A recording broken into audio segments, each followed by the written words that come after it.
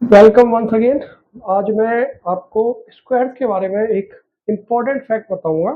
ये फैक्ट शायद ही बहुत ही कम लोगों को पता होगा। आइए जानते हैं स्क्वायर के बारे में।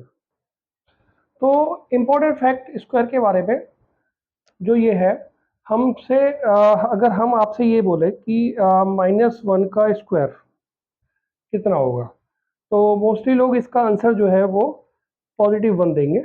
इसी तरीके से -2 का स्क्वायर है, इसका आंसर लोग +4 देंगे, क्योंकि हमें ये सिखाया गया कि अगर किसी की पावर इवन नंबर में होती है तो फाइनल आंसर पॉजिटिव होगा।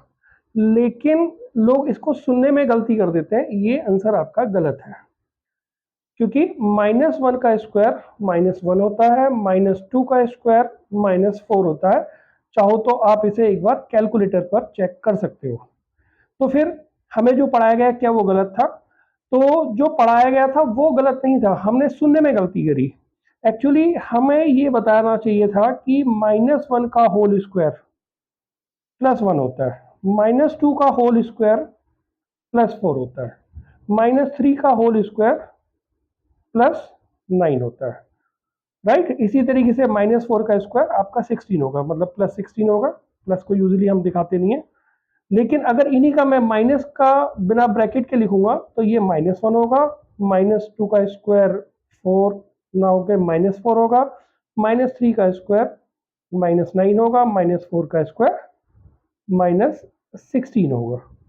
तो यानी कि होल पावर का ध्यान रखना है। होल पावर है तो पॉजिटिव सिंबल आएगा, अगर बिना होल पावर के हम कर रहे हैं तो ये आपका नेगेटिव सिंबल आएगा।